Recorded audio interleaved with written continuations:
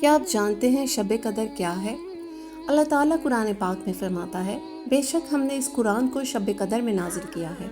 और तुम्हें क्या मालूम कि शब कदर क्या चीज़ है? शब कदर 1000 महीनों से भी बेहतर है।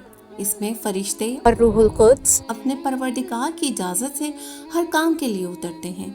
वो रात सरापा सलामती है फजर के तलू होने तक। नबी करीम सल्लल्लाहु अलैहि वसल्लम ने फरमाया कि जिसने रमज़ान के रोज़े ईमान की हालत में और सवाब की नीयत से रखे, इसके पिछले तमाम गुनाह माफ़ कर दिए जाएंगे। और जिसने शब कदर में ईमान की हालत में और सवाब की नीयत से क़याम किया, इसके भी पिछले तमाम गुनाह माफ़ कर दिए जाएंगे। एक और हदीस में रसूल अकरम सल्लल्लाहु अलैहि वसल्लम ने फरमाया, तुम इस यानी लैलतुल कद्र को आखिरी 10 रातों में तलाश करो।